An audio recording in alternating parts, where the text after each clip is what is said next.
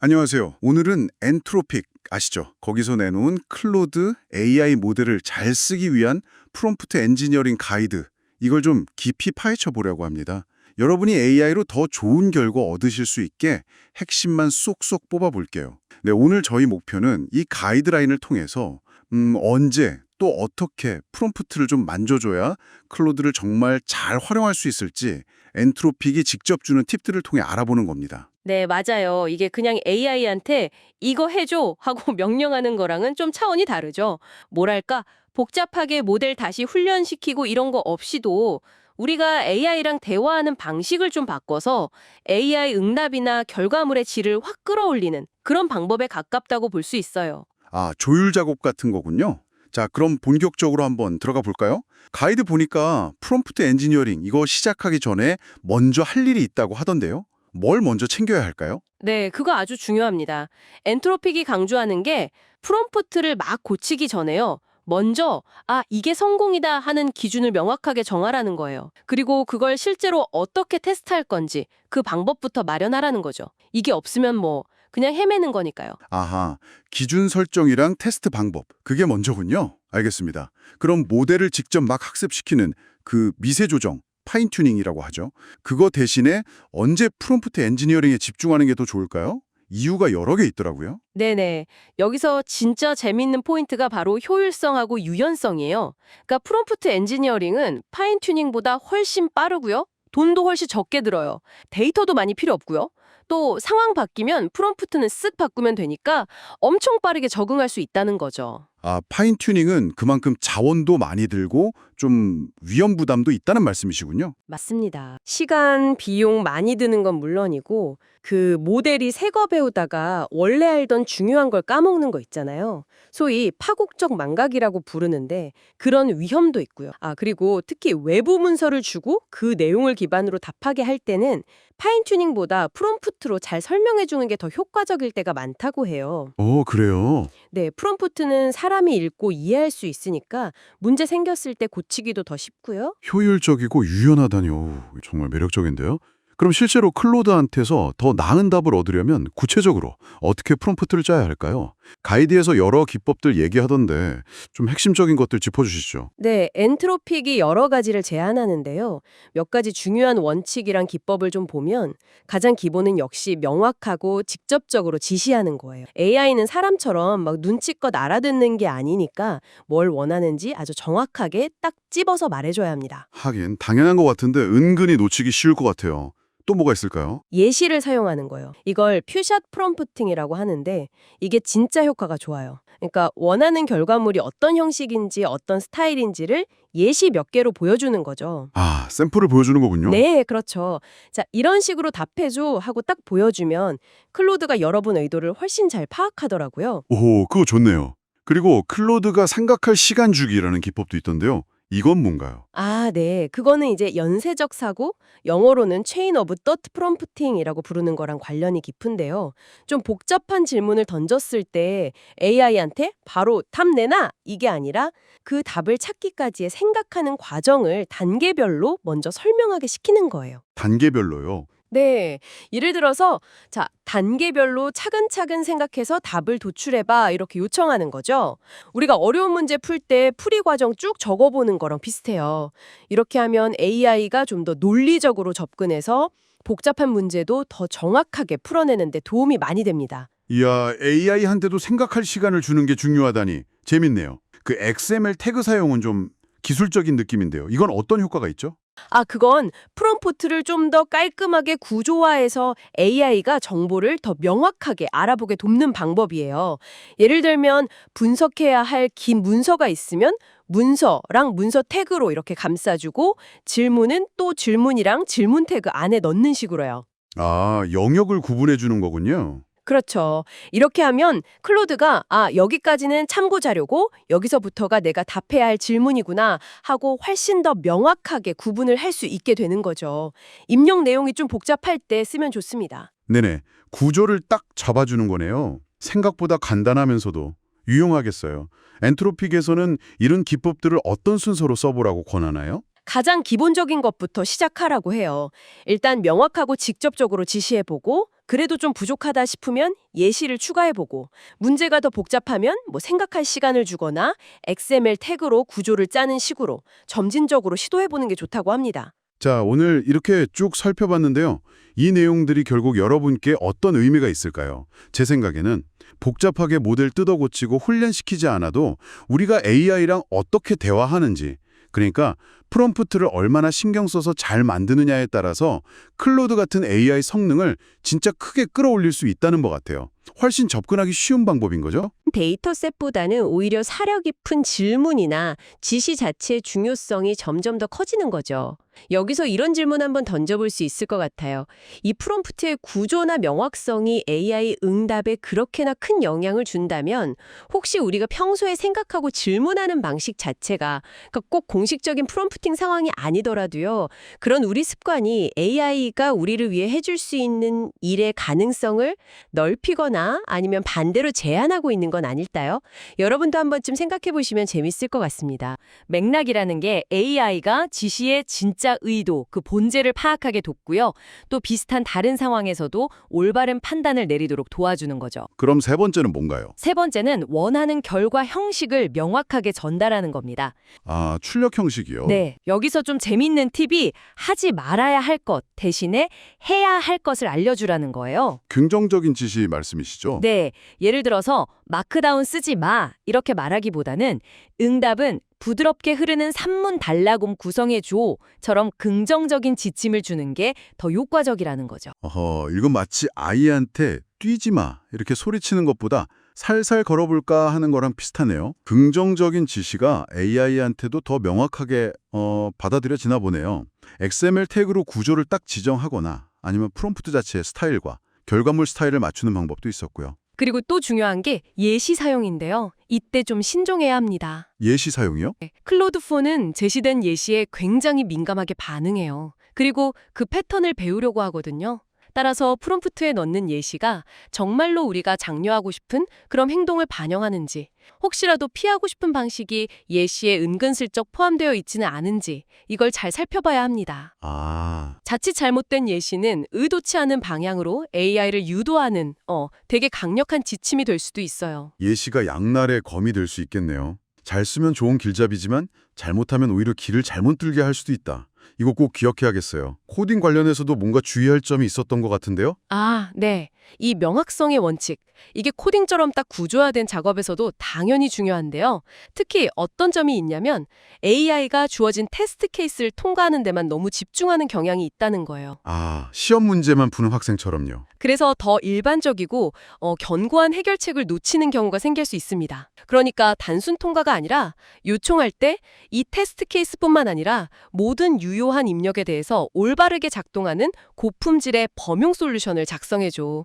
특정 테스트 입력에만 딱 맞는 그런 하드코딩된 값이나 솔루션은 만들지 말고 이렇게요. 아하, 문제의 본질을 해결하도록 요청하는 게 중요하다는 거죠.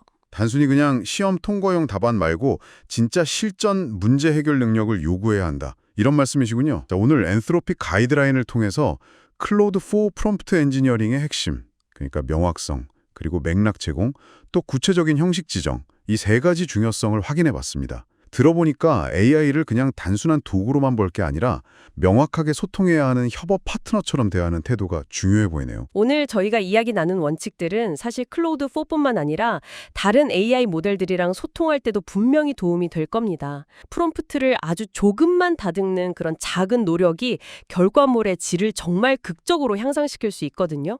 오늘 내용들이 AI와 좀 더 생산적인 관계를 맺으시는데 기여하기를 바랍니다. 오늘 배운 팁 중에서 딱 하나만이라도요. 예를 들어 내일 AI한테 뭔가 요청하실 때 왜 이 요청을 하는 건지 그 맥락을 살짝 덧붙여서 한번 질문해 보시면 어떨까요? 아마 생각보다 훨씬 더 만족스러운 답변을 얻게 되실지도 모릅니다. 여러분의 AI 활용 여정에 작은 변화가 시작되기를 기대해 보겠습니다. AI와 효과적으로 대화하는 기술, 프롬프트 엔지니어링이라고 하죠. 요즘 관심 정말 많으신데요. 근데 막상 시작하려고 하면 특히 처음에는 뭘 어떻게 물어봐야 할지 좀 막막할 때가 많아요. 이걸 빈 페이지 문제라고도 하던데 혹시 당신도 이런 경험이 있으신가요? 오늘은 당신이 보내주신 엔트로픽 가이드를 보면서 이 첫걸음을 어떻게 좀 더 쉽게 뗄 수 있을지 그걸 좀 깊이 파볼까 합니다. 특히 초보자분들이 프롬프트랑 좀 더 친해질 수 있는 방법에 초점을 맞춰볼게요. 좋은 프롬프트를 만드는 게 AI 활용의 진짜 핵심인데 솔직히 처음엔 좀 어렵게 느껴질 수 있죠. 엔트로픽에서도 이걸 알고 사용자들이 좀 쉽게 시작할 수 있게 도와주는 도구를 내놨더라고요. 그게 뭐냐면 사용자가 하려는 작업에 맞춰서 꽤 괜찮은 프롬프트 템플릿 초안을 자동으로 만들어주는 프롬프트 생성기입니다. 프롬프트 생성기요? 그럼 제가 그냥 나 이런 거 하고 싶어 라고 말만 하면 얘가 알아서 프롬프트를 써준다는 건가요? 그게 어떻게 가능한 거죠? 네, 정확히는 엔트로픽의 AI 모델, 그 클로드 있잖아요. 당신이 예를 들어 이런 분석 보고서 초안 좀 서줘. 같이 원하는 작업을 설명하면 클로드가 그 작업에 맞는 효과적인 프롬프트 구조를 제안해 주는 거죠. 여기서 중요한 건 이 템플릿들이 그냥 막 나오는 게 아니라 엔트로픽이 권장하는 프롬프트 작성 모범 사례들을 따른다는 점이에요. 아하. 예를 들면 AI한테 명확한 역할을 딱 정해주고 너는 여행 전문가야 이런 식으로요. 또 작업을 단계별로 구체적으로 지시하고 원하는 결과물 형식까지 딱 명시하는 뭐 그런 방식들을 따르는 거죠. 단순히 빈칸 채우기가 아니네요. 그러니까 효과적인 프롬프트의 어떤 뼈대를 잡아준다는 거군요. 저도 그 빈 페이지 앞에서 뭘 써야 하나 막막했던 경험이 있는데 그런 점에서 확실히 도움이 되겠어요. 네, 그게 이 도구의 가장 큰 가치죠. 뭘 써야 할지 모르겠다. 이 시작점의 어려움을 딱 해결해 주는 거예요. 처음부터 막 완벽한 프롬프트를 짜내려고 애쓰는 대신에요. 일단 생성된 템플릿으로 시작해서 테스트해보고 또 필요하면 조금씩 다듬어라고 이 과정을 훨씬 수월하게 만들어주죠. 모든 클로드 모델이랑 호환되고요. 특히 그 확장된 사고, 그러니까 좀 더 길고 복잡한 추론이 가능한 모델에서도 잘 작동합니다. 그럼 이 유용한 도구 어디서 써볼 수 있나요? 당장 좀 써보고 싶은데요. 네. 엔트로픽 콘솔 웹사이트 들어가시면요. 바로 프롬프트 제너레이터 메뉴가 있어요. 거기서 써볼 수 있습니다. 뭐 따로 설치할 필요도 없고요. 웹에서 바로 되는 거죠. 네. 혹시 뭐 기술적인 배경이나 내부 구조가 더 궁금하시다면 구글 콜랩 노트북 형태로도 제공되니까요. 그걸로 직접 뜯어볼 수도 있어요. 다만 이제 콜랩을 쓰려면 엔트로픽 API 키가 필요합니다. API 키. 웹에서 바로 쓸 수 있다는 게 일단 접근성이 참 좋네요. 생성된 템플릿을 가지고 좀 더 발전시키고 싶을 수도 있잖아요. 그죠? 자료를 보니까 관련된 다른 자료들도 좀 언급되어 있던데요. 뜸거나 아니면 다른 아이디어를 얻고 싶을 때 있잖아요. 그럴 때는 엔트로픽에서 제공하는 프롬프트 라이브러리를 참고하시면 좋아요. 다양한 예시들이 정말 많거든요. 좀 더 체계적으로 배우고 싶으시면 깃허브에 있는 튜토리얼이나 구글 시츠를 활용한 가벼운 실습 자료 같은 것도 도움이 될 거고요. 생성기는 어디까지나 출발점이니까요. 이런 자료들이 실력을 키우는 데 도움을 줄 수 있습니다. 자, 그럼 오늘 나눈 이 이야기들이 당신에게는 어떤 의미가 있을까요? 혹시 AI에게 말 거는 게 좀 어렵게 느껴지셨다면 엔트로픽의 이 프롬프트 생성기가 그 첫 문턱을 확 낮춰주는 좋은 도구가 될 수 있다는 겁니다. 빈 화면 앞에서 너무 오래 멍설이지 마시고 잘 짜인 템플릿으로 한번 시작해보세요. 그리고 그걸 당신만의 결과물로 만들어가는 경험 꼭 해보시길 바랍니다. 네, 여기서 또 한 가지 생각해 볼 점은요. AI 기술 기업들이 단순히 강력한 모델 개발에만 집중하는 게 아니라 사용자들이 이 기술을 어떻게 하면 더 쉽게 접근하고 활용할 수 있을 이 사용성에 점점 더 주목하고 있다는 사실이에요. 프롬프트 작성이라는 이 진입장벽을 낮추려는 이런 노력들이 결국엔 AI 기술의 대중화에 기여하게 될 거라고 봅니다. 마지막으로 한번 이런 질문을 던져봅니다. 이런 도구의 도움을 받는 것도 좋지만 그것 외에 AI와 더 효과적으로 소통하기 위해서 당신이 스스로 시도해 볼 수 있는 자신만의 첫 단계는 과연 무엇일까요? 한번 고민해 보시면 어떨까 싶습니다. 안녕하세요. AI한테 뭔가 이렇게 반복적으로 시킬 때요. 매번 똑같은 설명 또 하고 좀 번거로울 때 있지 않으셨어요? 오늘 저희가 함께 살펴볼 내용은 바로 그 문제, 이걸 좀 스마트하게 해결하는 방법입니다. 엔트로픽의 프롬프트 엔지니어링 가이드 1부인데요. 특히 프롬프트 템플릿하고 변수, 이걸 어떻게 쓰는지 그 기본 원리를 아주 쉽게 핵심만 쏙쏙 뽑아서 이야기 나눠보겠습니다. 자료 보니까 AI한테 요청할 때 고정된 내용이랑 바뀌는 내용이 있다 이렇게 시작하던데 이게 무슨 뜻인가요? 왜 중요하고요? 네, 이게 아주 기본적이면서도 정말 중요한 개념입니다. 우리가 AI한테 지시를 내리잖아요. 그러면 여러 번 요청해도 계속 똑같이 유지되는 부분이 있어요. 뭐 예를 들면 지침이라든지 어떤 맥락 같은 거요. 이게 고정 내용이죠. 반면에 뭐 사용자가 입력하는 값이라든지 아니면 뭐 검색 결과, 대화 기록 이런 것처럼 매번 달라지는 내용도 있단 말이에요. 이게 바로 가변 내용입니다. 아, 고정 내용, 가변 내용. 네, 이걸 명확하게 딱 나눠주는 게 중요한데요. 왜냐하면 그래야 AI가 뭘 지시받았고 뭘 처리해야 하는지 덜 헷갈려 하거든요. 그래서 프롬프트 템플릿이라는 걸 쓰는 겁니다. 일종의 틀이죠. 고정된 내용 틀 안에다가 가변적인 내용이 들어갈 자리를 표시해 두는 거예요. 엔트로피 콘솔에서는 샵 이런 이중 중괄호 같은 자리 표시자를 쓴다고 하죠. 아, 그러니까 틀은 한번 딱 만들어 놓고 그 안에 들어갈 내용물만 계속 바꿔 끼우면 된다 이런 거군요. 단순히 뭐 타자 덜 치는 걸 넘어서는 의미가 있겠어요. 이게 단순히 효율성만의 문제는 아니거든요. 자료에서도 여러 장점을 이야기하는데 가장 중요한 건 역시 일관성이에요. 이렇게 구조를 딱 잡아주면 AI가 지침을 훨씬 더 안정적으로 일관되게 따르도록 유도할 수 있습니다. 네, 특히 좀 복잡한 작업을 시키거나 여러 단계로 나눠서 요청할 때 AI가 중간에 원래 지침을 까먹는 경우가 있거든요. 이걸 지침 이탈이라고도 하는데 이런 걸 막는데 아주 효과적이죠. 그리고 또 뭐 다양한 입력값을 넣어서 테스트하기도 편하고요. 나중에 기능을 더 추가하거나 할 때 확장성도 좋고 또 프롬프트를 어떻게 바꿔왔는지 그 이력을 관리하는 버전 관리 측면에서도 유리합니다. 혹시 아주 간단한 예시 같은 거 있을까요? 네, 가이드에 나온 아주 쉬운 예가 있어요. 영어를 스페인어로 번역하는 앱을 만든다고 한번 생각해보죠. 그러면 이 텍스트를 영어에서 스페인어로 번역해줘 라는 그 지시 자체는 고정 내용이잖아요. 번역할 실제 영어 문장은 계속 바뀔 거고요. 이게 가변 내용인 거죠. 그럼 템플릿은 이렇게 만들 수 있어요. Translate this text from English to Spanish. text 이렇게요. 저 텍스트 부분에다가 이제 번역하고 싶은 문장만 쏙 넣으면 되는 겁니다. 엔트로피 콘솔 같은 도구를 쓰시든 이런 템플릿 방식을 쓰면 훨씬 깔끔하고 관리하기 쉽다는 거네요. 약간 코딩할 때 함수 만들어서 재사용하는 거랑 비슷한 느낌도 들고요. 실제로 엔트로피 콘솔에 있는 기능들, 프롬프트 생성기나 개선 도구, 평가 도구 같은 것들도 다 이 템플릿하고 변수 개념을 기반으로 작동하는 거거든요.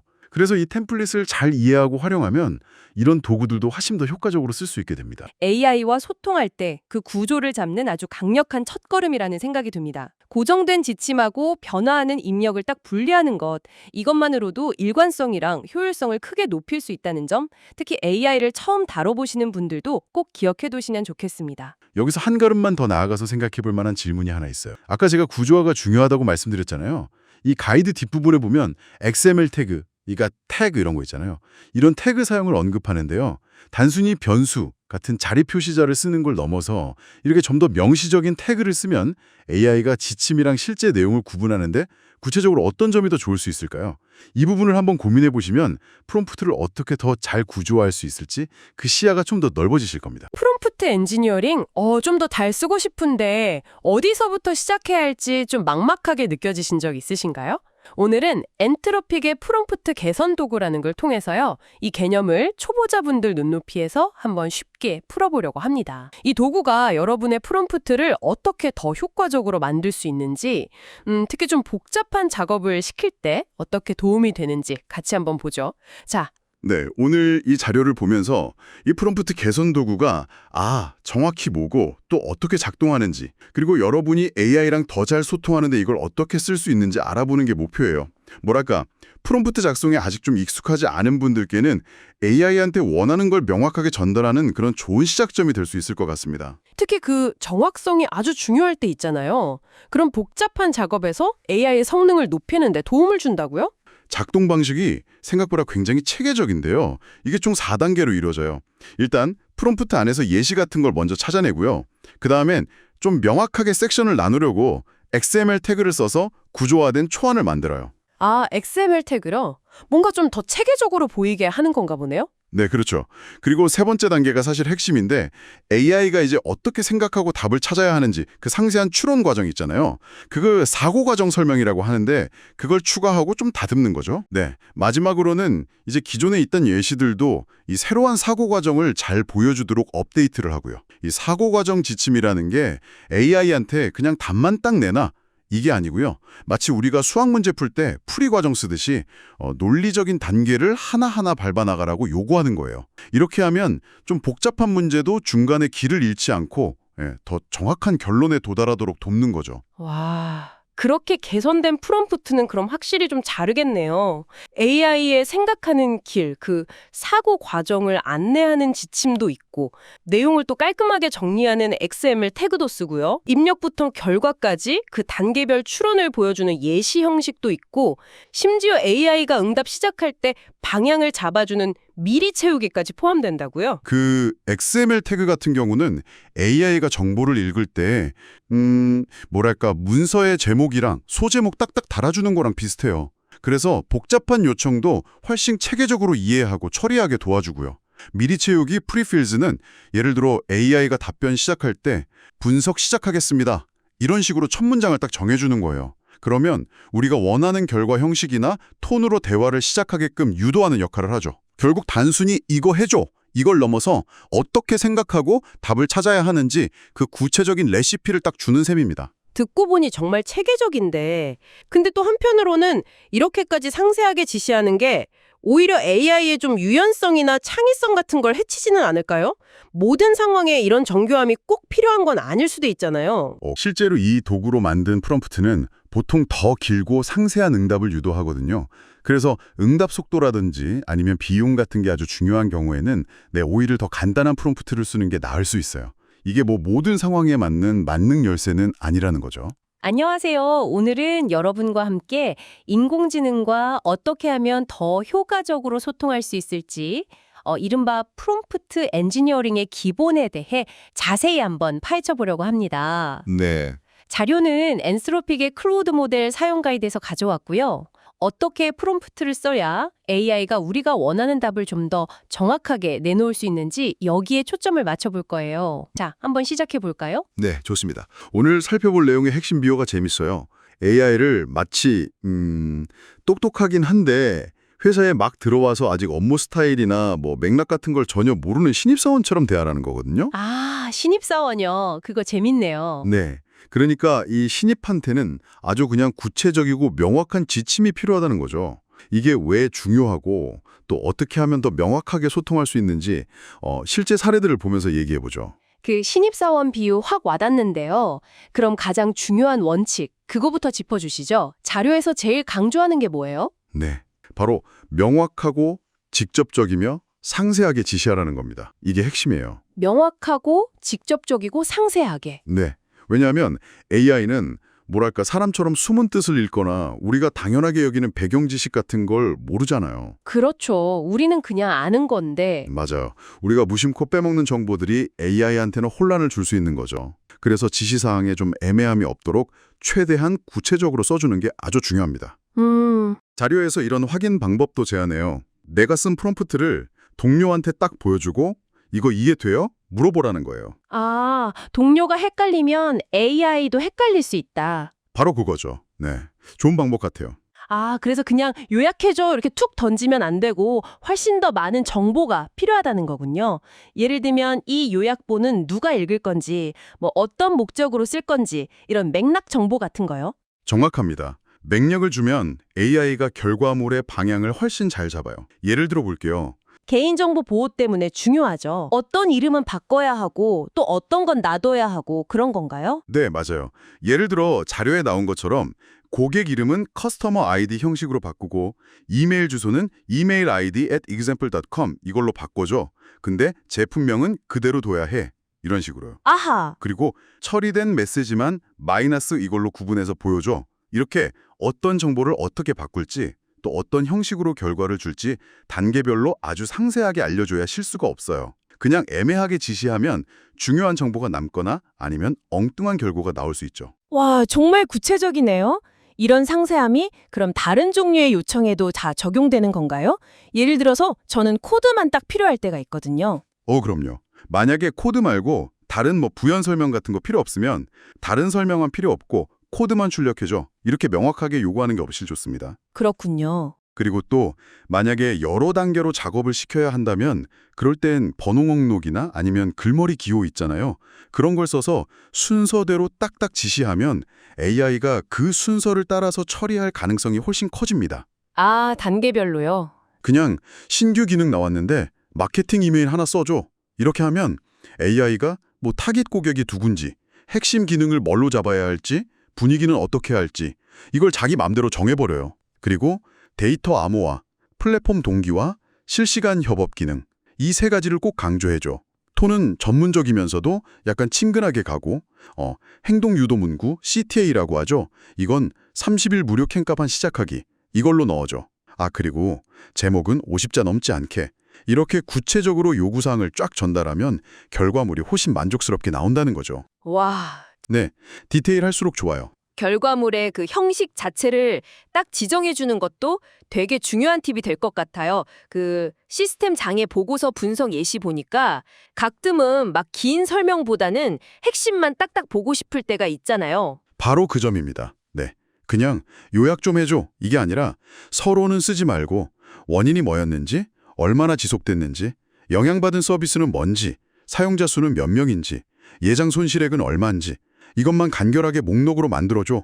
이렇게 구체적으로 형식을 지정해주면 진짜 내가 원하는 정보만 깔끔하게 딱 얻을 수 있죠. 네, 뭐 표 형식이나 제이슨 같은 특정 구조를 원할 때도 마찬가지겠네요. 네, 맞습니다. 그때도 명확하게 표로 만들어줘 또는 JSON 형식으로 출력해줘 이렇게 말해야죠. 네, 오늘 이야기 쭉 들어보니까 결국 AI랑 잘 소통하려면 첫걸음은 진짜 명확하고 직접적이고 상세하게 지시하는 거네요. 네, 안녕하세요. 오늘 저희가 같이 살펴볼 건요. 인공지능 모델 클로우드 있잖아요. 이걸 좀 더 잘 쓰는 법. 특히 프롬프트 엔지니어링. 이거 좀 어렵게 들릴 수 있는데 이게 아직 낯선 분들을 위해서요. 엔트로픽사 가이드에서 나온 예시 활용법에 초점을 맞춰서 한번 쉽게 풀어보려고 합니다. 바로 써먹을 수 있는 팁 위주로요. 자, 시작해볼까요? 네, 반갑습니다. 그 프롬프트 엔지니어링이라는 게 말이 좀 거창해서 그렇지 사실은 AI랑 대화하는 기술이에요. 내가 원하는 걸 AI가 딱 알아듣게끔 명확하게 얘기해 주는 거죠. 오늘 얘기할 이 예시 보여주기, 그러니까 멀티샷 프롬프팅은요. 특히 처음 시작하는 분들한테 아주 좋아요. 원하는 결과 좀 더 빠르고 쉽게 얻을 수 있는 뭐랄까 첫걸음 같은 거죠. 그래서 가이드에서 이걸 비밀병기, 지름길 뭐 이렇게까지 표현했나 보네요. 하긴 뭐 AI한테 길게 설명하는 것보다는 자, 봐봐 이런 식으로 해줘 하고 딱 보여주는 게 훨씬 직관적이긴 하겠네요. 네, 맞아요. 정확합니다. 지시사항이 길고 복잡하면 AI도 헷갈릴 수 있잖아요. 근데 명확한 예시를 몇 개 딱 보여주면 얘가 뭘 원하는구나 이걸 훨씬 잘 파악하게 되는 거죠. 가이드에서 말하는 그 정확성, 또 일관성, 성능 향상 이게 다 여기서 나오는 거예요. AI다 일종의 패턴 학습을 하는 거죠. 이런 틀로 이런 스타일로 답하면 되는구나 하고요. 보통 한 3개에서 5개 그 정도 예시를 보여주라고 하죠. 실제 쓸 법한 상황이면서 좀 다양한 경우를 보여주는 게 좋고요. 가이드에서도 보니까 실제 사용하는 사례랑 관련이 있어야 하고 관련성, 또 여러 가지 케이스를 보여줘야 하고 다양성, 그리고 example 이런 태그로 딱딱 구분해서 명확성, 이걸 되게 강조하더라고요. 그냥 대충 이렇게 해줘 이게 아니라 정말 구체적인 샘플을 주는 거네요. 네. 이 차이를 아주 그냥 확 보여주는 사례가 가이드에 나와요. 그 고객 피드백 받아서 분류하는 작업인데요. 뭐 예를 들면 이게 UI UX 문제인지 성능 문제인지 이런 이슈를 나누고 또 이게 긍정적인 피드백인지 부정적인지 감성도 보고 그리고 처리 우선순위 이것도 높음 낮음 이렇게 매기는 거예요.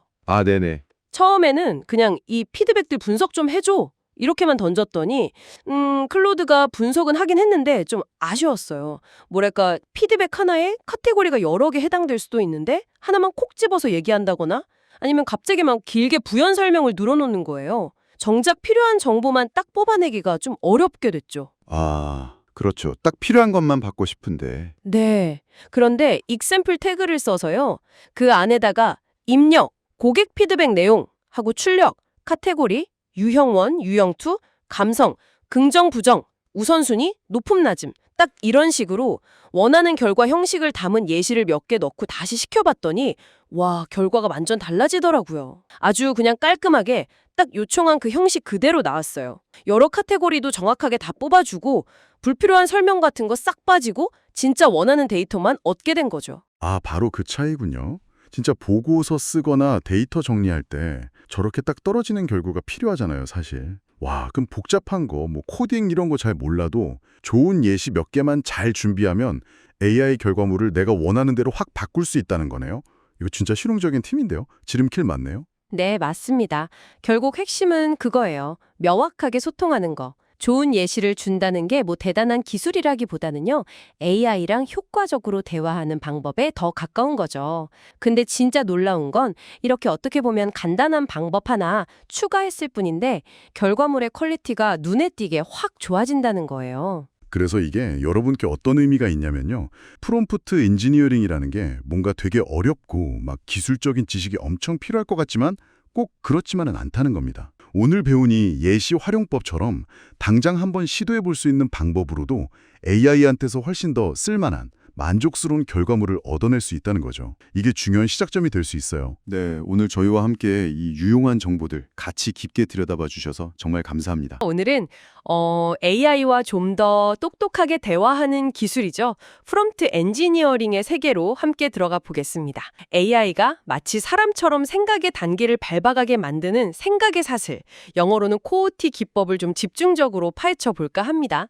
어떻게 하면 AI한테서 내가 진짜 원하는 답, 아니 그 이상의 통찰을 얻을 수 있을지 그 비결을 알아보는 시간입니다. AI한테 좀 복잡한 걸 물어봤을 때 그냥 답만 띡 날려주는 게 아니라 자기가 어떻게 이 답을 찾았는지 그 과정을 좀 보여주면 어떨까? 이게 바로 생각의 사슬 기법의 핵심 아이디어라고 들었어요. 특히 이제 연구나 분석 아니면 뭐 문제 해결처럼 여러 단계를 좀 거쳐야 하는 그런 복잡한 작업 있잖아요. 거기서 이 기법이 진짜 유용해요. AI가 스스로 그 생각의 단계를 하나씩 밟아가면서 논리적인 오류 같은 걸 줄이고 훨씬 깊이 있는 답변을 만들어내거든요. 더 흥미로운 건 뭐냐면 AI가 어떤 논리로 그 답에 도달했는지를 우리가 직접 볼 수 있다는 거예요. 꼭 수학 문제 풀이 과정 보듯이 말이죠. 덕분에 이게 믿을 만한 결과인지 판단하기도 좋고 다음엔 프롬프트를 이렇게 개선해야겠다 이런 힌트도 얻을 수 있죠. 실제로 이 기법은 AI가 생각하는 과정까지 다 포함해서 응답을 하니까요.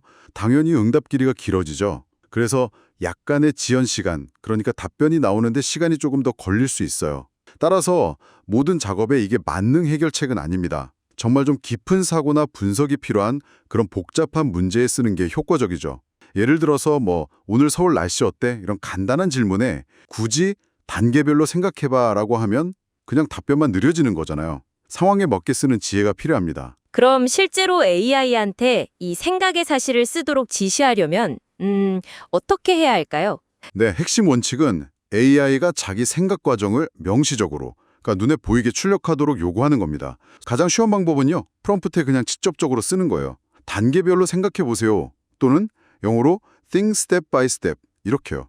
여기서 조금 더 나아가면 AI가 따라야 할 구체적인 생각의 틀이나 단계를 제시해 줄 수도 있어요.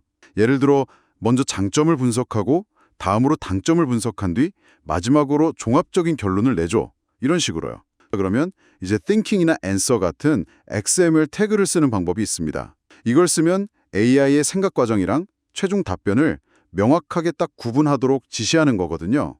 이렇게 하면 나중에 답변 부분만 깔끔하게 뽑아내기도 쉽고요. 또 AI한테 이렇게 구조적으로 생각해야 하는구나 하고 유도할 수 있어서 처음 시도하시는 분들도 명확하게 지시하기가 좋습니다. AI가 단순히 정보를 막 조합하는 수준을 넘어서요. 주어진 정보를 바탕으로 좀 비판적으로 추론하고 분석하는 능력, 이걸 끌어내는 거죠. 네, 오늘 저희는 AI와의 소통을 한 단계 끌어올리는 생각의 사슬 기법에 대해 좀 깊이 이야기 나눠봤습니다. AI에게 단순히 답만 딱 요구하는 대신에요. 생각할 시간과 명확한 단계를 제공하면 훨씬 정확하고 통찰력 있는 결과를 얻을 수 있다는 점. 특히 AI 활용이 처음이신 분들도 단계별로 생각해봐. 이 간단한 한마디로 시작해볼 수 있다는 점을 기억해 주시면 좋겠습니다. 특히 좀 복잡한 데이터 분석하거나 여러 선택지 사이에서 좀 고민해야 하는 그런 의사결정 상황 있잖아요. 그럴 때 이 기법의 진가를 정말 느끼실 수 있을 겁니다. AI가 주는 정보의 질을 한 단계 높이는 아주 실용적인 도구라고 할 수 있죠. 네, 오늘 나눈 이야기가 여러분이 AI를 더 효과적으로 활용하시는데 작은 도움이 되었기를 바랍니다. 다음에 더 유익한 정보로 찾아뵙겠습니다. 오늘 그래서 저희가 엔스라픽 문서에서 찾은 AI랑 소통하는 아주 간단하면서도 효과적인 방법을 좀 파헤쳐 보려고 합니다. 바로 XML 태그인데요. 이걸 쓰면 클로드 같은 AI 모델들이 당신의 지시를 훨씬 더 명확하게 알아듣게 도와준다는 거예요. 그렇죠. 이게 뭐랄까? 복잡한 요리 레시피에 번호 매겨주는 거랑 비슷하다고 생각하시면 쉬울 것 같아요. 오, 네, 오늘 볼 내용은 AI 사용 경험을 진짜 한 단계 업그레이드 시킬 수 있는 아주 실용적인 팁입니다. 이 XML 태그라는 도구, 어떻게 쓰는지 이해하고 나면요. AI한테 뭔가 부탁할 때 훨씬 수월해지고 또 결과물 퀄리티도 눈에 띄게 좋아지는 걸 느끼실 수 있을 겁니다. 목표는 당신이 AI를 더 잘 쓰도록 돕는 거죠. 요즘 AI들 뭐랄까 진짜 똑똑해졌잖아요. 굳이 이런 태그, 꺽쇠 괄호 같은 걸 써가면서까지 지시를 나눠야 할까요? 그냥 쭉 자연스럽게 설명해도 맥락을 잘 파악하지 않나 싶기도 한데요. AI가 물론 똑똑하긴 한데 그래도 사람이 말하는 그 미묘한 맥락이나 암묵적인 의도까지 완벽하게 읽어내지는 못할 때가 아직 많거든요. 자료에서도 XML 태그를 쓰는 이유를 딱 4가지로 정리하는데요. 첫째는 명확성, 그러니까 지시사항, 예시, 참고자료 이런 프롬프트 안에 여러 부분을 확실하게 딱 구분해 주는 거예요. 아, 여기가 지시고 여기가 예시구나 하고 AI가 헷갈리지 않게. 마치 서류에 섹션 제목 달아주는 것처럼요. 네. 두 번째는 정확성, accuracy 향상입니다. AI가 지시 내용을 잘못 해석해서 완전 다른 결과물을 내놓는 경우 아마 겪어보셨을 텐데요. 태그는 이런 오류를 확실히 줄여줍니다. 세 번째는 유연성, flexibility. 나중에 프롬프트를 고치거나 추가할 때 태그 안의 내용만 싹 바꾸면 되니까 훨씬 편하거든요. 네. 마지막으로 분석 용이성, parsability. 이건 AI가 결과물을 만들 때도 특정 태그 안의 정보를 담아서 내놓으라고 시킬 수 있거든요. 그럼 나중에 그 결과에서 필요한 부분만 자동으로 뽑아내기가 아주 쉬워져요. 그럼 이 태그 실제로 어떻게 써야 효과를 제대로 볼 수 있을까요? 이것도 방법이 있죠. 자료에서는 2가지 핵심 원칙을 강조합니다. 첫째, 일관성, be consistent. 이걸 지켜야 해요. 일관성. 프롬프트 전체에서 같은 목적의 정보에는 똑같은 태그 이름, 예를 들어 instructions면 계속 이걸 쓰고 그걸 가리킬 때도 instructions 태그 안의 지시에 따라 이런 식으로 일관되게 써야 AI가 안 헷갈립니다. 두 번째는 중첩이에요. 정보가 좀 구조적일 때, 그러니까 계층이 있을 때는 태그 안에 또 다른 태그를 넣어서 표현하는 거죠. 예를 들면 보고서 요약, 요약 세부사항, 세부사항 보고서 이런 식으로요. 아, 폴더 안에 폴더 넣는 것처럼요. 어떤 태그 이름이 무조건 최고다 이런 건 없고요. 그냥 내용이랑 의미가 잘 통하는 이름, 지시, 예시, 데이터 같이 좀 직관적인 이름을 쓰는 게 좋습니다. 아, 그리고 흥미로운 게 이 XML 태그를 다른 프롬프트 기법이랑 같이 쓰면 더 강력해진다고 하던데요. 예를 들어서 여러 예시를 보여주는 멀티샷 프롬프팅 할 때 각 예시를 example 태그로 감싸주거나 또 AI가 생각하는 과정을 유도하는 연쇄사고 기법 쓸 때 생각 단계랑 최종 답변을 thinking, answer 태그로 딱 구분해주면요. 아하. AI가 훨씬 더 체계적으로 일을 하고 결과물의 논리적인 흐름도 좋아진다고 해요. 결국 구조화가 다른 기법들의 효과를 더 끌어올리는 거죠. 아, 그래서 그 재무보고서 예시가 그렇게 인상 깊었군요. 태그를 썼을 때랑 안 썼을 때 결과물이 진짜 확 달라지는 걸 보여줬잖아요. 네, 바로 그 예시가 핵심을 딱 보여주죠. 태그 없이 그냥 쭉 이어서 데이터 주고 보고서 써달라고 했을 때는 AI가 요청한 형식이나 전문적인 어조 같은 걸 제대로 못 지키고 정보들도 좀 뒤죽박죽이었어요. 사용자가 진짜 원했던 핵심 정보, 예를 들어 매출 성장률, 이익 마진, 현금 흐름 이런 걸 명확하게 못 담아냈고요. 그런데 태그를 딱딱 붙여주니까 네, 데이터, instructions, formatting, example 각 정보 덩어리를 태그로 명확하게 구분해 AI가 요구 사항을 훨씬 정확하게 이해한 거죠. 그 결과 요청한 핵심 정보 다 포함하고 간결하고 전문적인 어조 지키고 제시된 형식까지 깔끔하게 따른 훨씬 구조화되고 실용적인 보고서를 만들어냈습니다. 심지어 보고서의 강점과 개선점까지 딱 제시했고요. 와, 진짜 간단한 구조화 하나로 결과물의 질이 그렇게 극적으로 바뀐 거네요. 와, 사실 개발자 아닌 일반 사용자 입장에서는 이런 태그 쓰는 게 조금 번거롭다고 느낄 수도 있잖아요. 근데 그 약간의 노력을 투자할 가치가 정말 충분하다는 거네요. 자, 그럼 이 내용들이 지금 듣고 계신 당신에게는 어떤 실질적인 의미가 있을까요? 핵심은 아주 간단합니다. AI에게 뭘 원하는지 명확하게 구조를 짜서 전달할수록 당신이 원하는 그 결과물을 얻을 확률이 정말 비약적으로 높아집니다. 그렇죠. 그리고 이 XML 태그는 그 구조화를 위한 가장 쉽고 효과적인 도구 중 하나라는 거고요.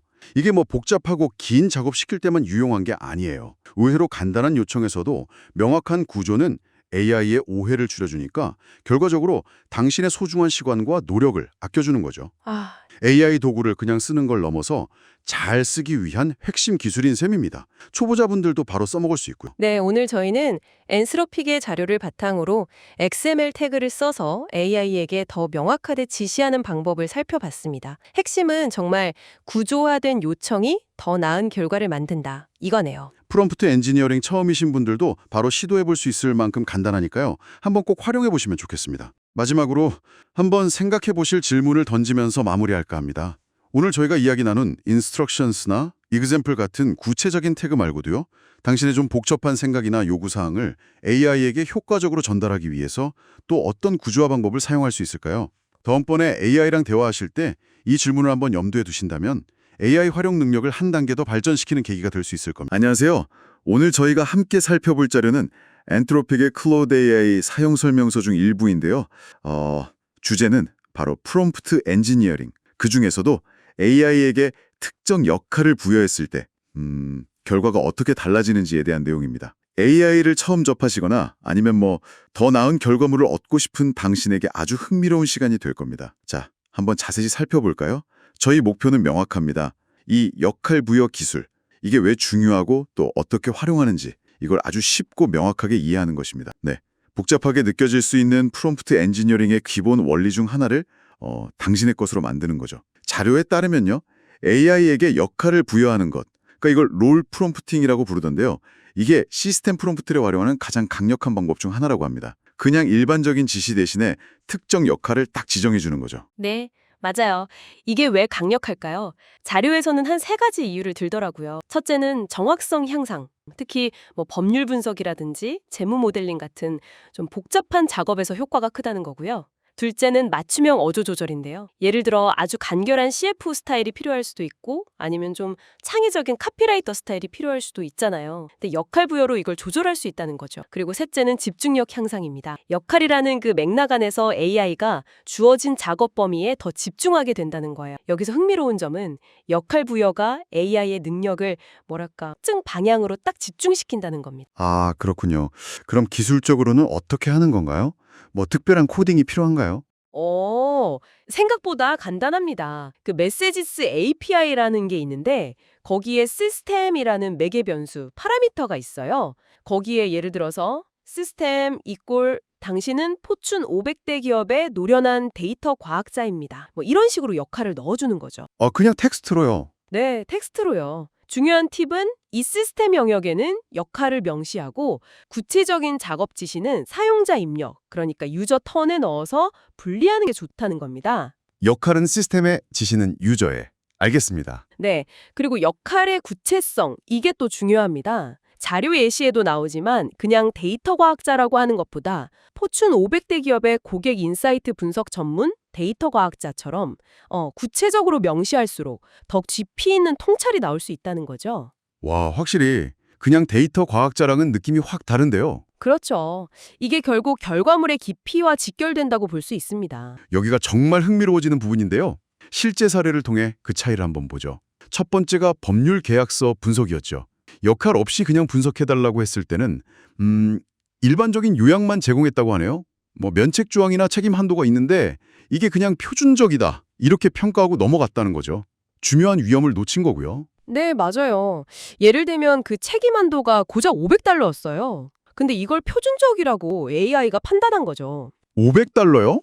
와, 그거는 정말 문제가 큰데요. 그렇죠. 근데 이번에는 역할을 부여했어요. 포춘 500대 기술 기업의 베테랑 법무자문위원. 이렇게 역할을 주고 같은 계약서를 분석시켰더니 결과가 완전히 달라졌습니다. 오, 어떻게 달라졌나요? 그냥 요약만 한 게 아니라 진짜 그 법무자문위원회 시각에서 문제점을 날카롭게 지적했어요.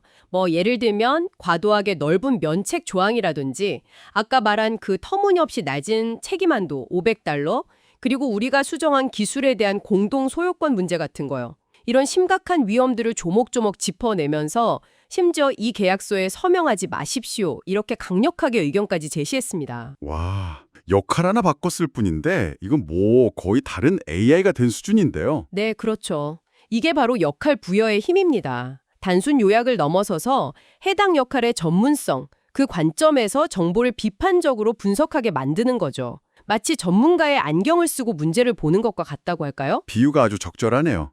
전문가의 안경이라. 두 번째 사례는 재무 분석이었죠. 이것도 비슷했나요? 네, 비슷했습니다. 역할 없이 그냥 2분기 재무 데이터로 분석하라고 하니까 그냥 기본적인 수치 요약, 뭐 매출 증가했고 마진은 양호하다. 그리고 권고는 현 상태 유지. 아주 일반적인 답변이었죠. 역시나 좀 밋밋하네요. 그런데 역할을 부여했더니요. 이번엔 고성장 B2B 사스 기업의 CFO였죠. 네, 그랬더니 훨씬 심층적인 통찰과 구체적인 실행 계획까지 나왔습니다.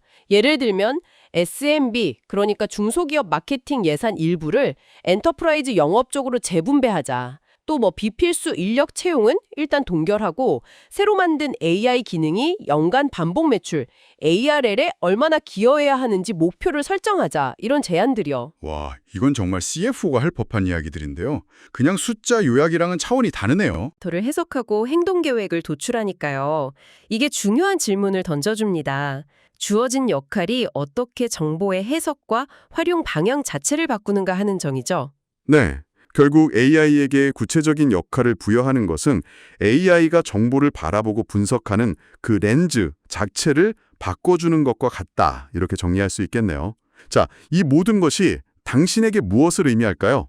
핵심은 정말 간단합니다. 이 역할 프롬프팅은요. 배우기는 쉬운데 AI로부터 훨씬 더 뛰어나고 또 초점이 명확하고 당신의 요구에 딱 맞는 결과를 얻어내는 아주 간단하면서도 강력한 기법이라는 겁니다.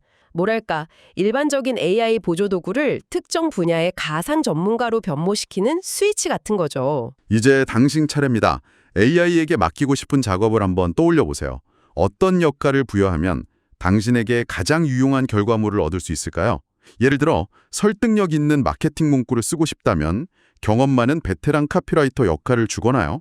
아니면 복잡한 코드에서 버그를 찾고 싶다면 매우 꼼꼼한 시니어 소프트웨어 엔지니어 같은 역할을 부여해 볼 수 있겠죠. 직접 한번 실험해 보세요. 네, 맞아요. 마지막으로 생각해 볼 거리를 하나 던져볼까 하는데요.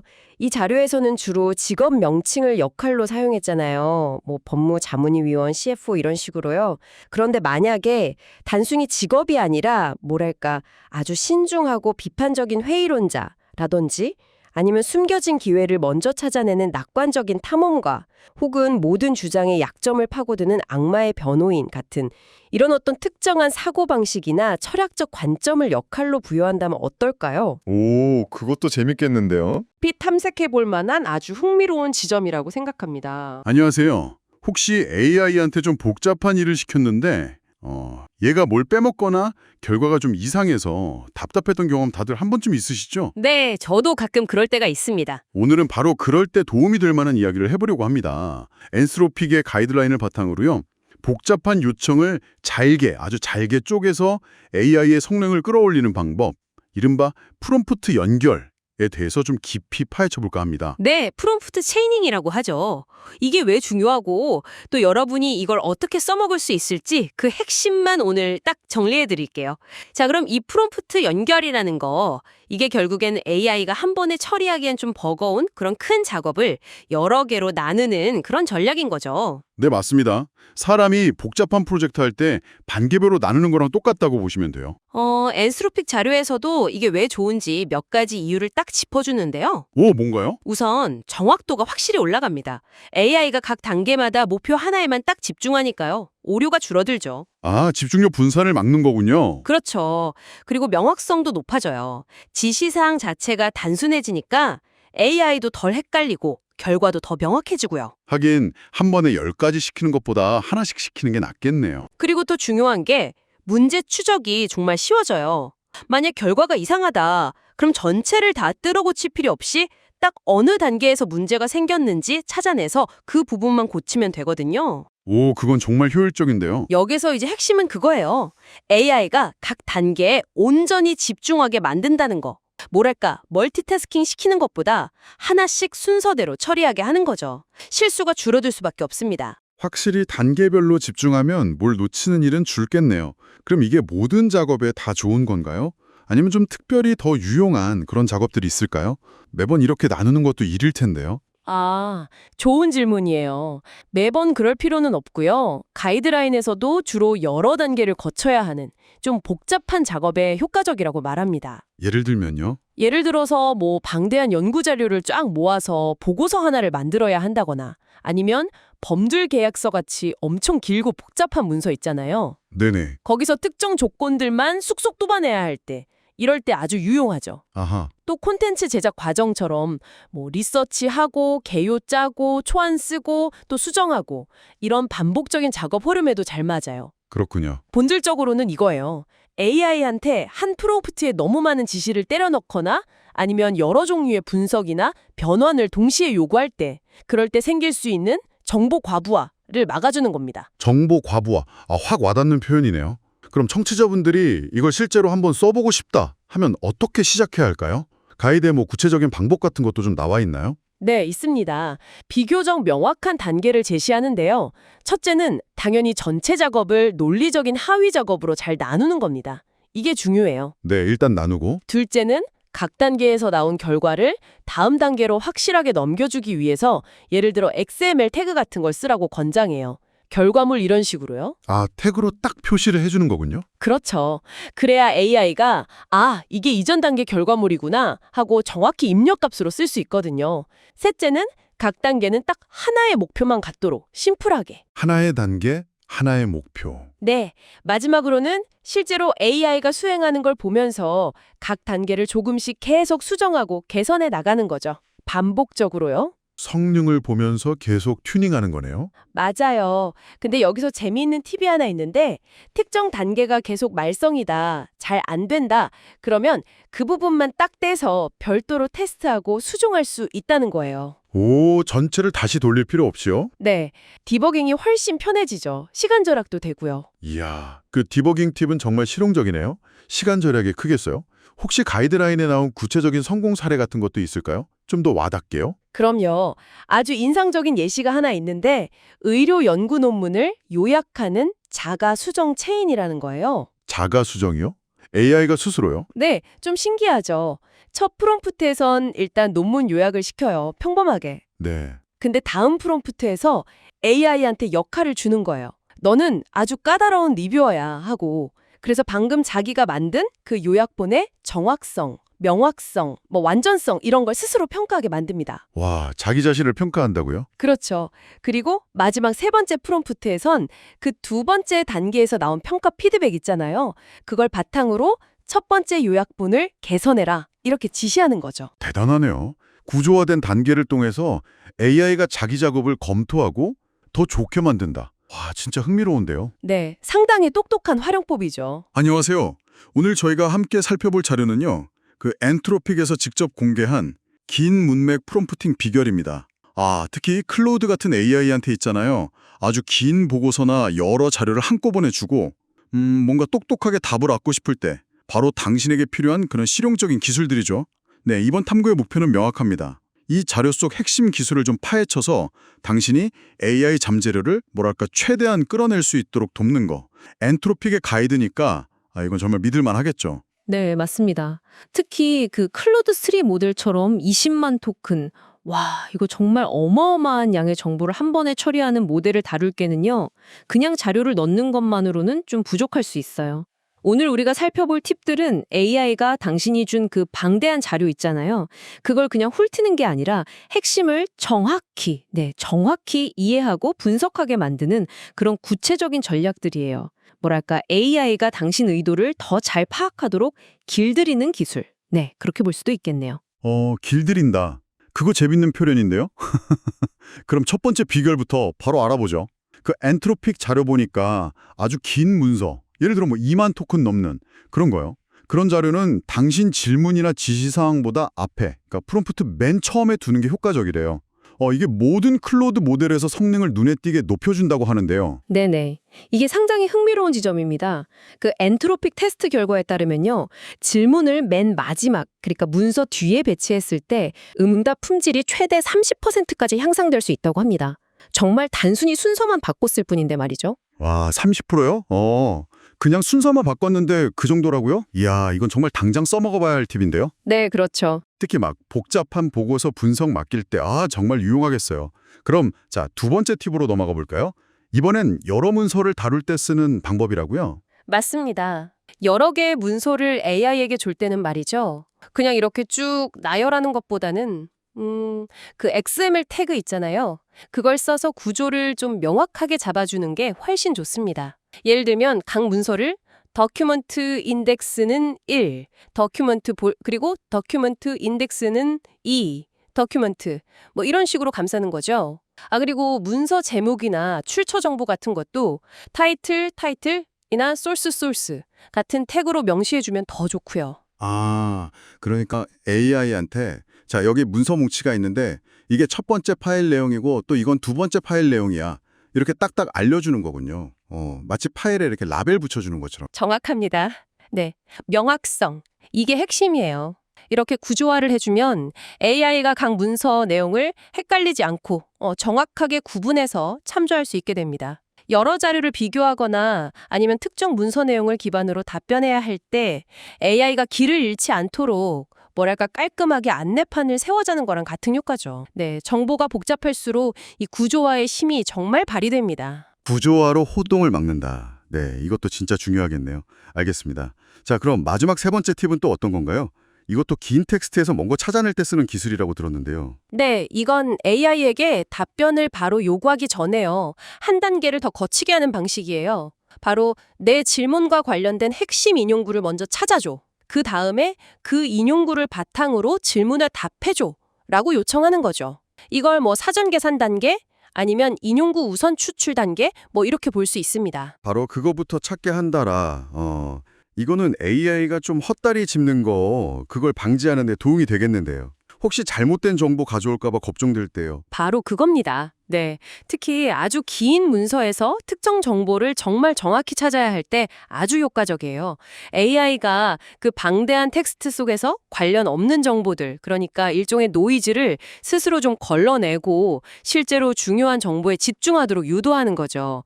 예를 들어서 특정 연구 결과에 대해 물을 때 관련된 실험 결과 부분을 코트 태그 안에 먼저 인용하고 그 다음에 앤서 태그 안에 질문에 답해줘라고 지시하면요.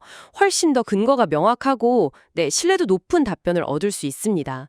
AI가 스스로 생각의 단계를 하나씩 밟도록 만드는 거예요. 자, 오늘 엔스로픽 자료를 통해 긴 문맥 정보를 다룰 때 AI 성능을 정말 극대화하는 세 가지 핵심 비결을 살펴봤습니다. 정리하면 첫째는 아주 긴 문서는 질문 앞에 두기. 네, 맨 앞에요. 둘째, 여러 문서는 XML 태그로 깔끔하게 구조화하기. 그렇죠. 명확하게요. 그리고 셋째, 답변 요구 전에 관련 인용구부터 찾도록 지시하기. 네, 근거부터 찾게요. 이 세 가지, 당신이 지금 바로 AI 프롬프트에 적용해 볼 수 있는 정말 강력한 기술들입니다. 당신이 정보의 홍수 속에서 길을 잃지 않고 원하는 통찰, 그걸 더 빠르고 정확하게 얻도록 돕는 아주 실질적인 도구입니다. 네, 복잡한 자료를 다뤄야 할 때 정보 과부하 없이 핵심을 효율적으로 파악하는데 분명 큰 도움이 될 겁니다. 네, 그래서 오늘 저희가 좀 자세히 들여다볼 자료가 바로 그 방법을 다루고 있습니다. 엔트로픽의 클라우드 모델에 있는 확장된 사고, 그러니까 Extended Thinking, 기능에 대한 기술 문서인데요. 한번 파헤쳐보죠. 네, 좋습니다.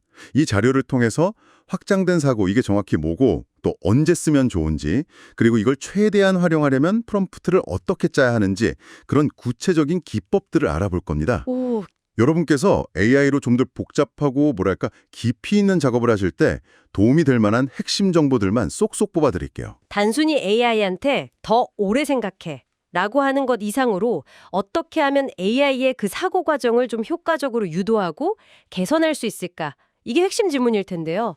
네, 우선 확장된 사고라는 게 뭐냐 하면요. 클라우드가 복잡한 문제를 만났을 때 이걸 단계별로 차근차근 해결하도록 돕는 기능이에요. 그래서 좀 어려운 작업의 성능을 끌어올리는 게 목표죠. 네, 최소한 1024 토큰. 이 토큰은 AI가 텍스트를 처리하는 단위라고 보시면 되는데 이 정도의 사고 예산이 필요하고요. 문제가 더 복잡해지면 이 예산을 점진적으로 늘리는 게 좋다고 합니다. 그 세세하게 단계별로 지시하는 것보다 오히려 이 문제에 대해 깊고 상세하게 생각해 보세요 같은 좀 높은 수준의 지시가 더 효과적일 수 있더니 이건 좀 의외 아닌가요? 보통은 구체적으로 딱딱 짚어줘야 AI가 잘 따라올 거라고 생각하잖아요. 네, 그렇죠. 근데 이게 AI의 어떤 창의성이나 문제 해결 방식이 때로는 우리 인간의 예상을 뛰어넘을 수도 있기 때문인 것 같아요. 물론 필요할 때는 구조화된 단계별 지시도 잘 따르고요. 아하. 그래서 엔트로픽에서는 일단 좀 일반적인 지시로 시작해보고 그 결과가 좀 만족스럽지 않다 싶으면 그때 가서 더 구체적인 단계나 예시를 추가하는 식으로 접근하라고 권장하더라고요. 그럼 처음부터 너무 빡빡하게 지시하는 게 오히려 AI의 잠재력을 막을 수도 있다는 거네요. 그럼 예시를 보여주는 멀티샷 프롬프트 기법은 어떤가요? 네, 그것도 유용한 방법이죠. 그 thinking 태그를 써서 문제 해결 과정을 예시로 보여주는 건데요. 예를 들어서 80의 15% 계산 과정을 쫙 보여주고 나서 자, 그럼 240의 35%를 계산해봐. 이렇게 요청하면 클라우드가 그 비슷한 추론 패턴을 따라할 가능성이 높아지는 거죠. 오, 네, 하지만 이것도 뭐 항상 정답은 아니에요. 때로는 예시 없이 그냥 자유롭게 생각하도록 두는 게 더 창의적이거나 더 나은 결과로 이어질 수도 있거든요. 네, 그래서 좀 유연하게 접근하는 게 중요합니다. 그리고 확장된 사고를 쓰면 지시사항 준수 능력이 향상된다는 점도 인상 깊었어요. 그럼 결국 명확하고 구체적인 지시, 복잡하면 번호 매기기, 그리고 충분한 사고 시간, 즉 토큰 예산을 주는 게 핵심이겠네요. 근데 AI가 생각하는 과정을 우리가 들여다볼 수 있다는 거, 이거 디버깅에도 꽤 도움이 될 것 같은데요. 오류 찾기 같은 거요? 클라우드가 어떤 논리로 그 결론까지 갔는지 그 과정을 쭉 따라가 보면서 여기서 뭔가 잘못됐구나 혹은 이렇게 개선하면 좋겠구나 하는 점을 발견할 수 있죠. 네네. 다만 이 생각 과정이라는 게 항상 100% 정확하거나 뭐 완벽하게 신뢰할 수 있는 건 아니라는 점은 좀 기억해야 하고요. 아, 네, 그리고 또 주의할 점이 이 생각 과정을 다시 입력으로 넣는다거나 아니면 AI가 내놓은 답변 텍스트를 사용자가 임의로 막 수정하면 오히려 성능이 떨어질 수 있다고 해요. 그리고 최종 답변에 그 생각 과정이 불필요하게 반복해서 나오지 않도록 명시적으로 생각 과정은 빼고 결과만 줘. 이렇게 지시하는 게 좋습니다. 특히 이 기능은 진짜 복잡한 문제에서 그 진가를 발휘하겠네요. 예를 들어서 문서에 나온 것처럼 테서렉트, 그러니까 4차원 초입 방치 안에서 공이 어떻게 튕겨나갈지 시뮬레이션하는 파이썬 코드를 짜라. 와, 이건 진짜 상상만 해도 머리가 아픈데요. 바로 그런 경우죠. 그냥 네모난 상자 안에서 공 튕기는 거랑은 차원이 다르니까 훨씬 깊고 긴 사고 시간이 필요한 작업입니다. 네. 뭘 포함해야 하고 이런 조건들을 다 만족시키는 일본 여행 계획 짜기 같은 최적화 문제에도 아주 유용하고요. 모델이 각 조건을 체계적으로 따져볼 충분한 시간을 주는 거죠. 아니면 특정 시장 진입 전략 같은 거 세울 때 뭐 블루오션 전략 분석하고 이어서 포터의 5가지 힘 분석하고 그 다음엔 시나리오 플래닝까지 해달라. 이렇게 여러 분석 프레임워크를 순서대로 적용하라고 요청하는 것도 좋은 활용 사례가 되겠어요. 맞습니다. 확장된 사고가 딱이죠. 네, 맞아요.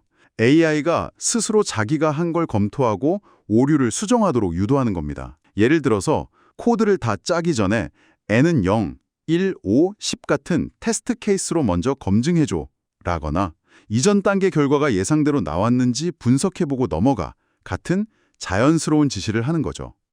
네, 그렇게 하면 결과물의 어떤 일관성이나 정확성을 더 높일 수 있습니다. 오류를 줄이는 데 효과적이죠. 들어보니까 클로드의 이 확장된 사고 기능은 단순히 그냥 시간을 더 주는 차원을 넘어서 복잡한 과제에 대해서 훨씬 더 체계적이고 깊이 있는 접근을 가능하게 해주는 아주 강력한 도구네요. 그렇죠. 핵심은 그러니까 처음엔 좀 큰 그림을 그리게 하고 필요하면 예시나 구체적인 단계를 제시해주고 마지막엔 스스로 점검하게 하는 그런 균형 감각이 중요하겠군요. 이 기법들은 청취자 여러분께서 AI를 그냥 단순 정보 검색기로만 쓰는 게 아니라 진짜 문제 해결 파트너나 좀 창의적인 작업을 도와주는 조수처럼 활용하시는데 정말 큰 도움이 될 겁니다. 자, 여기서 우리가 한 걸음 더 나아가서 생각해 볼 만한 질문이 있습니다. AI가 이렇게 자신의 사고 과정을 완벽하진 않더라도 어느 정도 투명하게 보여줄 수 있게 되면서 우리 인간과 AI가 협업하는 방식, 그리고 우리가 AI의 결과물을 신뢰하는 방식은 앞으로 어떻게 달라질까요? 특히 좀 깊은 수준의 추론이나 창의성이 필요한 작업에서 여러분의 전문 분야나 관심사에는 또 어떤 새로운 가능성이 열릴 수 있을지 한번 고민해 보시는 것도 흥미로운 시간이 될 것 같습니다.